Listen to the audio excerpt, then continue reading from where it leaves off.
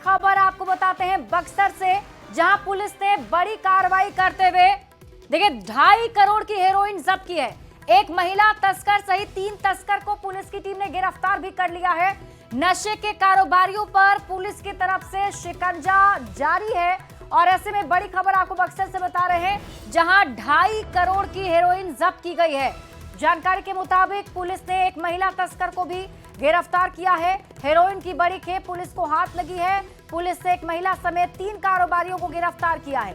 बिहार में शराबबंदी और नशा मुक्ति कानून के बावजूद नशे का अवैध कारोबार बड़े पैमाने पर फल फूल रहा है। हालांकि पुलिस ने हेरोइन कारोबारियों पर शिकंजा कसना शुरू कर दिया है और पुलिस ने आरोपियों के पास से 2 चाकू, इलेक्ट्रॉनिक तराजू और एक कार भी बरामद किया है।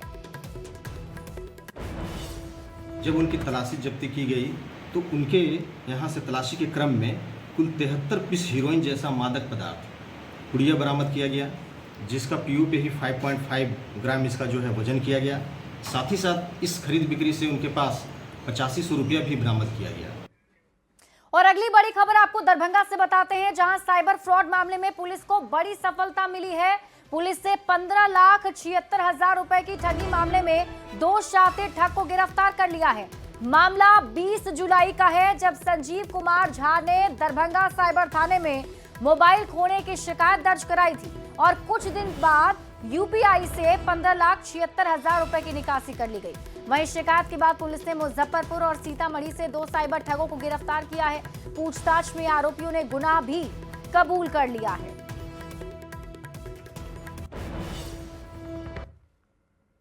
मई को रूनी सैदपुर में इनका मोबाइल गुम हो गया था और उसके बाद जो है कुछ दिनों के बाद इनके खाते से धीरे धीरे जो कुल रकम 15,76,000 रुपये था वो धीरे धीरे इनके खाते से साइबर फ्रॉड के द्वारा जो है वो राशि सारी गबन कर लिया गया, निकाल लिया गया। और इनका जब अकाउंट का डिटेल वगैरह और मोबाइल का डिटेल वगैरह सब निकाला गया तो उसमें मुख्य अभियुक्त शिवमंगल कुमार पिता अनिरुद्ध शाह जो सिकंदरपुर जिला मुजफ्फरपुर का रहने वाला है, तो उसका मुख्य रूप से नाम आया। फिर उसकी गिरफ्तारी के लिए हम लोगों ने कल छापेमारी की, फिर उसकी गिरफ्तारी की गई, फिर उससे पूछताछ किया गया तो उसके द्वारा बताया गया कि वो उसे रोनी सैदपुर में वो मोबाइल गिरा हुआ मिला था। फिर उसके बाद उसने यूपीआई बना लिया, फिर यूपीआई के माध्यम से सारे पैसे ट्रांसफर कर दिए। और अगली खबर आपको भागलपुर से बताते हैं, जहां एक वीडियो काफी तेजी से वायरल हो रहा है, जिसमें कुछ युवक स्टेज पर डांस कर रहे हैं। वहीं एक युवक हाथ में देसी कट्टा लेकर डांस करता दिखाई दे रहा है। तेजस्वी यादव के गाने पर हथियार के साथ कट्टा लहरा रहा है। वहीं डांस में खुलेआम हथियार का प्रदर्शन हो रहा है। हालांकि वायरल वीडियो की पुष्टि न्यूज़ 18 नहीं करता है।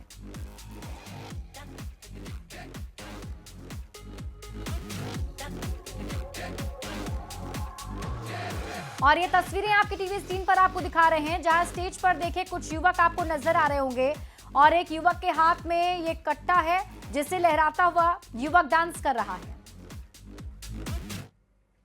बड़ी खबर आपको अररिया से बताते हैं, नेपाल में सोशल मीडिया पर बैन के बाद जारी तनाव के बीच अररिया जिले से सटे नेपाल बॉर्डर पर भी चौकसी बढ़ा दी गई है। अररिया एसपी अंजनी कुमार ने बताया कि नेपाल से सटे जिले के सभी थानों को अलर्ट कर दिया गया है। बॉर्डर पर एसएसबी को अलर्ट मोड में रहने को कहा गया है। और आपको बता दें, अररिया जिले से नेपाल की खुली सीमा है लगभग 85 किलोमीटर की। नेपाल से सटे सभी थानों को भी अलर्ट किया गया है। सीमा पर सघन चेकिंग की जा रही है। वहीं एसएसबी भी खुली सीमा पर सतर्कता बरत रही है। जो सभी चैनल चला रहे हैं कि हमारे पड़ोसी देश नेपाल में जो धरना प्रदर्शन जो चल रहा है उसको लेकर हमारे सीमावर्ती थाना जितने भी है और साथ ही साथ एसएसबी को अलर्ट किया गया है। सीतामढ़ी के बेलसंड में एनडीए के कार्यकर्ता सम्मेलन के दौरान खाने को लेकर जमकर हंगामा हो गया। जेडीयू के प्रदेश अध्यक्ष समेत कई बड़े नेताओं की मौजूदगी में खाना खत्म होने के कारण जमकर हंगामा हुआ। कार्यक्रम में शामिल लोगों ने जमकर हंगामा किया है। खाने की प्लेट लेकर लोग प्रदर्शन करने लगे, जिसके कारण काफी देर तक अफरा तफरी का माहौल भी मौके पर बना रहा। ये तस्वीर आपके टीवी स्क्रीन पर आपको दिखा रहे हैं। सीतामढ़ी के बेलसंड में एनडीए का कार्यकर्ता सम्मेलन था, जिसमें देखिए किस तरीके से बवाल मचा हुआ है।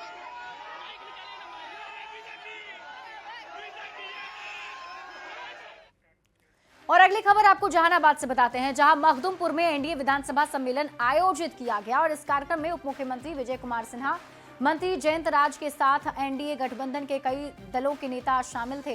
विजय सिन्हा ने कहा, राज्य के सभी विधानसभा क्षेत्रों में कार्यकर्ता सम्मेलन आयोजित किया जा रहा है। वहीं केंद्र और राज्य सरकार के किए गए काम और उपलब्धियों को बताते हैं, साथ ही विपक्ष के लोगों से बचने की सलाह भी देते हैं। ये गठबंधन का कार्यकर्ता सम्मेलन है और हमारे एनडीए गठबंधन के सभी कार्यकर्ताओं के बीच सरकार की उपलब्धि का रिपोर्ट कार्ड, जनता के लिए किए गए जो विकास के कार्य हैं, भारत सरकार केंद्र सरकार की योजनाओं की हर विषय पर चर्चा है। बदलते बिहार के अंदर हम विकसित बिहार बनाने के संकल्प को साकार कर रहे हैं। 225 सीट का लक्ष्य है हम लोगों का, उसको पूरा करने के लिए पूरा एनडीए एकजुट है। आप देख रहे हैं कि गठबंधन के सभी दल के लोग पूरे एकजुट होकर इस बार एनडीए को जिताने का काम करेंगे। और जो इस इलाके में हम लोगों का थोड़ा गड़बड़ हो गया था, इस बार देखिएगा, आप तो सामने देख रहे हैं कि कितनी संख्या में लोग आए हुए हैं। तो इस बार देखिएगा कि जो इस इलाके में राजद के कुछ लोग जीत गए थे और ये इलाका विकास से पिछड़ा रह गया, केवल भ्रष्टाचार में ये लोग लगे हुए रहते हैं। आने वाले समय में सब जगह से एनडीए के लोग जीतेंगे और 225 का जो हम लोग का लक्ष्य है वो जरूर।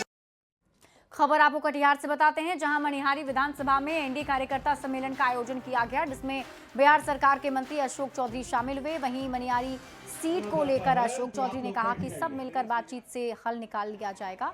एनडीए में सीट बंटवारे को लेकर कहा, ऑल इज वेल है। में 24,000 करोड़ के बजट को 3,18,000 करोड़ किया।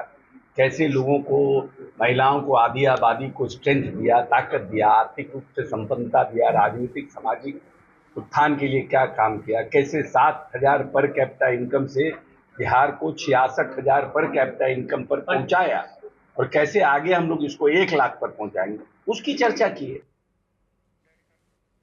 महागठबंधन में सीट शेयरिंग पर सीपीआई महासचिव डी राजा ने कहा है कि इस बार विधानसभा चुनाव में पिछली बार से ज्यादा सीटों पर चुनाव लड़ेंगे और हमें रीजनेबल नंबर ऑफ सीट्स भी चाहिए। सीपीआई का गौरवशाली इतिहास रहा है। सीपीआई मास पार्टी है। आरजेडी और कांग्रेस को सीट शेयरिंग में बेहतर तालमेल बनानी है। हमारा पार्टी इनफॉर्मली बात किया आरजेडी का साथ, मिस्टर तेजस्वी का साथ, बट फॉर्मली कॉन्क्रीटली डिस्कशन अभी हो सकता, but reasonable number of seats everybody knows. Last time we fought 6, this time same number cannot be there, it should be more. How many can be more, that we are negotiating. RJD must be realistic, Congress must be realistic above all, and they cannot undermine the CPI and left parties. और अगली खबर सासाराम अनुमंडल क्षेत्र से है, जहां रोहतास जिला कांग्रेस में इन दोनों घमासान मचा हुआ है। कांग्रेस के जिला अध्यक्ष अमरेंद्र कुमार पांडे को लेकर कांग्रेस पार्टी में ही दो फाड़ है। वर्तमान जिला अध्यक्ष और प्रखंड अध्यक्ष के बीच तनातनी चल रही है। ऐसे में वर्तमान जिला अध्यक्ष पर कई गंभीर आरोप लगाए गए हैं। इसके बाद वर्तमान जिला अध्यक्ष अमरेंद्र पांडे सामने आए और अपने ऊपर लगे आरोपों को निराधार बताया। उन्होंने कहा कि जो लोग अनुशासनहीनता कर रहे हैं, पार्टी उन लोगों पर कार्रवाई करेगी। खुद के खिलाफ साजिश का आरोप लगा दिया। तो मैं नहीं जानता हूं कि निवर्तमान अध्यक्ष फिर बैठक में कैसे आ गए, आप कौन उनको सदस्यता दिलाया? मतलब सीधे तौर पे नियोजित ये कार्यक्रम रहा है नहीं, पूर्व अध्यक्ष और जो मेरे प्रतिद्वंदी थे जो अध्यक्ष बनना चाहते थे, वो क्या मेरा पक्ष करेंगे? जो अध्यक्ष पद से हटाए गए वो मेरा पक्ष करेंगे? और जो भाजपा के लोग हैं वो क्या मेरा पक्ष करेंगे? इसमें भाजपा कहाँ से आ रहा है? आगे ना मुरारी गौतम जो हमारे अध्यक्ष थे, उनके साथ बहुत लोग हैं। बहुत लोग ऐसे हैं जो कांग्रेसी हैं ही नहीं, कांग्रेस के बैठक में आते जाते रहते हैं, लेकिन वो कांग्रेसी हैं नहीं। कटिहार में ग्रामीणों के कंधे पर बाढ़ग्रस्त इलाके में निरीक्षण करने पर कांग्रेस सांसद तारिक अनवर घिर चुके हैं। जनसुराज के संयोजक प्रशांत किशोर ने कहा कि ये कांग्रेस की राजशाही मानसिकता को दर्शाता है। बात कर रहे हैं, ये कांग्रेस का चरित्र दिखाता है, ये कांग्रेस के चरित्र को दिखाता है। ये लोग राजशाही मानसिकता वाले लोग हैं। आप देखिए, राहुल गांधी यहाँ आए थे, 6 दिन में पूरा बिहार बेचारे घूम कर चले गए। 6 दिन में उनको पूरे बिहार की समस्या का पता चल गया, सबसे मिल लिए, सबकी मदद कर दिए और घोषणा करके चले गए कि भैया हमको वोट देके फिर राजा बना दो। दरभंगा में बिहार सरकार के राजस्व एवं भूमि सुधार मंत्री संजय सरावगी ने कांग्रेस और आरजेडी पर जमकर हमला बोला और राहुल गांधी के मलेशिया दौरे पर तंज कसते हुए कहा कि कांग्रेस के लोग बिहार की तुलना बीड़ी से करते हैं तो कभी बिहारी को गंदे कपड़े पहनने वाला बताते हैं। राहुल गांधी बिहार सिर्फ दिखावे की राजनीति करने आए थे, तो क्या अब इन्फेक्शन दिखाने मलेशिया गए? कांग्रेस के लोग, इनके प्रवक्ता, इनके नेता बिहार के लोगों के प्रति जैसे जैसे शब्दों का इस्तेमाल कर रहे हैं, इससे झलकता है कि ये लोग बिहार के लोगों के प्रति कितना घृणा रखते हैं। क्या कहते हैं? इन्फेक्शन हो जाएगा। तो बिहार के लोग गंदा कपड़ा पहनते हैं, बिहार के लोग का पसीना से इन्फेक्शन हो जाएगा। ये लोग, ऐसे लोग, घृणा करने वाले लोग, ये राहुल गांधी बिहार आते हैं केवल दिखावा की ये राजनीति करते हैं। देखिए, कल उपराष्ट्रपति चुनाव को लेकर वोटिंग है और इससे पहले सियासी घमासान तेज है।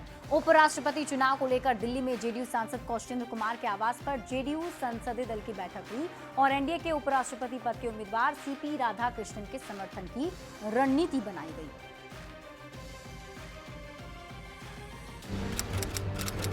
तारीख 9 सितंबर, दिन मंगलवार, उपराष्ट्रपति का चुनाव। मुकाबला एनडीए उम्मीदवार सीपी राधाकृष्णन और इंडिया ब्लॉक के उम्मीदवार बी सुदर्शन रेड्डी के बीच। दोनों ही ओर से अपने अपने उम्मीदवार की जीत को लेकर रणनीति बनाई जा रही है। इसी कड़ी में दिल्ली में जेडीयू संसदीय दल की बैठक हुई। सांसद कौशलेंद्र कुमार के आवास पर जेडीयू के सभी सांसद जुटे और मंगलवार के चुनाव में सीपी राधाकृष्णन के समर्थन में वोट करने की रणनीति बनाई गई।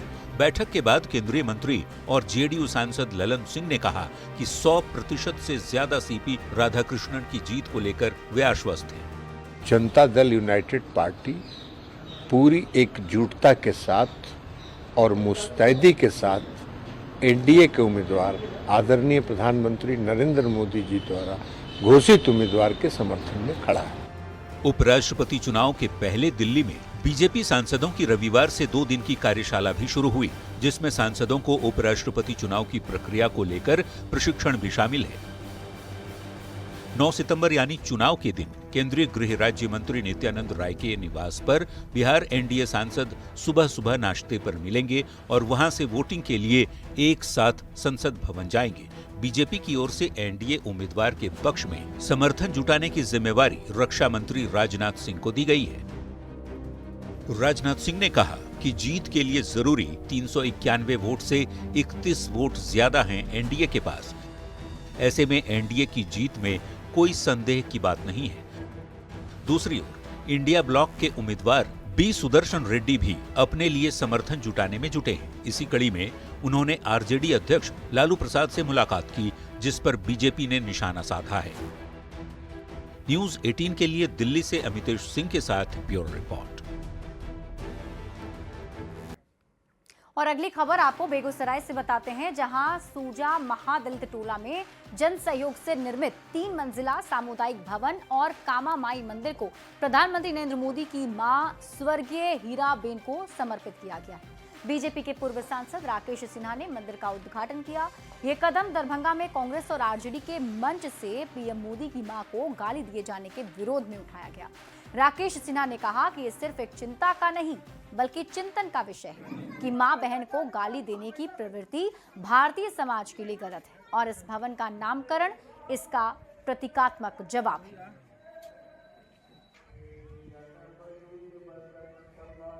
समाज में मां और बहन के ऊपर कुछ लोगों में जो गाली देने की प्रवृत्ति है और राजनीति को उस स्तर तक ले जाने की जो अनैतिक कुचेष्टा है, उसका जवाब इस भवन को प्रधानमंत्री नरेंद्र मोदी जी की मां स्वर्गीय हीराबेन जी के नाम समर्पित करके किया गया है। यह सांकेतिक रूप से एक संकल्प दिवस भी है कि हम सभी उत्तेजनाओं के बावजूद व्यक्तिगत या सामूहिक संघर्ष में लैंगिक गाली का उपयोग न करें। दरभंगा से आपको बड़ी खबर बताते हैं, जहां ललित नारायण मिथिला विश्वविद्यालय में कुछ दिनों से लगातार भीड़ भाड़ की तस्वीरें सामने आ रही है। विश्वविद्यालय में भीड़ इतनी बढ़ गई कि कुलपति को खुद मोर्चा संभालना पड़ा। दरअसल मुख्यमंत्री कन्या उत्थान योजना के 50,000 रुपए की प्रोत्साहन राशि के लिए हजारों छात्राएं आवेदन जमा करने पहुंची थी। अचानक बढ़ी भीड़ से विश्वविद्यालय की व्यवस्था चरमरा गई। वहीं कई छात्राओं को तेज धूप में लंबा इंतजार भी करना पड़ा। वहीं फॉर्म जमा करने के लिए कई सहरसा, मुजफ्फरपुर, मधुबनी, दरभंगा, सुपौल से छात्राएं पहुंची थी। छात्र विश्वविद्यालय में अव्यवस्था को लेकर भी नाराज दिखाई दिए। वहीं कुलपति ने मौके का निरीक्षण कर जल्दी और सरल तरीका अपनाने का आश्वासन दिया है। वो बोलते हैं जो काम हो जाएगा, लेकिन हम आते हैं सहरसा जिला से, हम आए हैं, एक सप्ताह से हम दौड़ रहे हैं, 5 बार फॉर्म जमा किए। किस चीज के लिए? मुख्यमंत्री कन्या उत्थान के लिए। पोर्टल पे यहाँ पे कह देते हैं कि हो गया है, जाते हैं लेकिन कुछ उस पर रिएक्शन ही नहीं रहता है ना, कुछ उस पर बार सिर्फ आइए जाइए, फॉर्म 5 बार फॉर्म हम जमा कर चुके हैं। कहाँ? यहाँ पे विश्वविद्यालय पे आके काउंटर 6 पे। सिर्फ मसला है कन्या उत्थान को लेकर, अचानक है तो सब भीड़ होगा, इसके लिए हम लोग उसमें 7 काउंटर खोल दिए हैं, है ना। सबका आवेदन लिया जा रहा है, 4 कंप्यूटर ऑपरेटर हैं, उसको लोड करते जा रहे हैं। भीड़ कन्या उत्थान के लिए अचानक भीड़ बढ़ी है, बाकी चीज़ के लिए हम लोग का ऑनलाइन है। स्टूडेंट ऑनलाइन पे ज़्यादा भरोसा नहीं रख के ऑफलाइन में दौड़े आ रहे हैं, क्योंकि हाइब्रिड मोड हम लोग 20 तारीख तक रखे हैं, तो इसी का लिए भीड़ नजर आ रहा है। 20 तारीख के बाद नजर। खबर आपको पटना से बताते हैं, जहां पटना नगर निगम में नाले के निर्माण को लेकर कॉन्ट्रैक्टर और पूर्व उप महापौर के बीच मारपीट का मामला सामने आया है। ठेकेदार अभिषेक कुमार ने पूर्व महापौर विनय कुमार पप्पू पर काम के बदले में 1 लाख रुपए की रंगदारी मांगने का आरोप लगाया। अभिषेक कुमार का यह कहना है कि विनय कुमार पप्पू के वार्ड में नाला निर्माण का उन्हें काम मिला था। काम शुरू होने पर पूर्व उप महापौर ने 1 लाख रुपए रंगदारी की मांग की, जिसे लेकर दोनों के बीच तकरार हो गई, जिसके बाद उप महापौर ने नगर निगम से नाला निर्माण के काम को रद्द करने का अनुरोध किया है और उसके बाद नगर निगम कार्यालय में ही दोनों के बीच मारपीट हो गई, जिसके बाद ठेकेदार ने विनय कुमार पप्पू और उनके लोगों पर पिटाई का आरोप लगाया। पूर्व महापौर ने ठेकेदार पर दुर्व्यवहार और मारपीट का आरोप लगाते हुए कोतवाली थाने में पहले केस दर्ज कराया। बाद में अभिषेक कुमार ने भी विनय कुमार पप्पू पर केस दर्ज करा दिया। पुलिस मामले की छानबीन में जुट गई है। पूर्व महापौर विनय कुमार पप्पू ने मारपीट के आरोप से इनकार किया है, साथ ही कॉन्ट्रैक्टर अभिषेक कुमार पर ही दुर्व्यवहार का आरोप लगाया है। बोले कि तुमको बिना पूछले हिम्मत कैसे हो गया कि तुम मेरे बड़वा में काम लगा दिया। अच्छा, बोले तो कम्मल लिए भैया तो काम लगाएंगे ना। तो वो कहे कि तो तुम हमसे पूछा, हम बोले पूछना क्या, हमको वर्क ऑर्डर मिला हुआ है, एग्रीमेंट किया हुआ है। तो बोले कि 1 लाख रुपया हमको दो। 1 लाख रुपया मांगा। किस बात का? मेरे वार्ड में काम करना तुमको देना होगा। पूर्णिया से आपको बड़ी खबर बताते हैं, जहां युवती की गोली मारकर हत्या की खबर मिल रही है। गाड़ी से युवती का पैर भी कुचल दिया गया। प्रेम प्रसंग में हत्या की आशंका जताई जा रही है। मधुबनी थाना के मधुबनी बाजार की घटना आपको बता रहे हैं। तो इस वक्त की बड़ी खबर पूर्णिया से मिल रही है, जहां एक युवती की गोली मारकर हत्या कर दी गई। जानकारी के मुताबिक गाड़ी से युवती का पैर भी कुचल दिया गया। दरअसल प्रेम प्रसंग में हत्या की आशंका जाहिर की जा रही है। मधुबनी थाना के मधुबनी बाजार की एक घटना बताई जा रही है। और पटना से आपको इस वक्त की बड़ी खबर बताते हैं, जहां न्यूज़ 18 की खबर का बड़ा असर हुआ है। बेल्ट्रॉन संविदा कर्मियों पर अपील का प्रावधान लागू किया गया है। आईटी सचिव अभय कुमार सिंह ने एक पत्र जारी किया है, जिसमें programmer, stenographer, data entry operator को राहत मिली है। आईटी बॉय, आईटी गर्ल्स को भी बड़ी राहत मिली है। डीएम, कमिश्नर, सचिव, प्रधान सचिव के पास ये अपील है। एसीएस, एसपी, आईजी, डीआईजी के पास भी अपील कर सकते हैं। आईटी सचिव ने न्यूज़ 18 के जरिए ये भरोसा दिया था। न्यूज़ 18 पर प्रमुखता से खबर दिखाए जाने के बाद ये असर हुआ है। पहले सभी कार्यालय में मनमानी होती थी और सभी ने न्यूज़ 18 को धन्यवाद दिया है। आईटी सचिव अभय सिंह को भी धन्यवाद दिया है।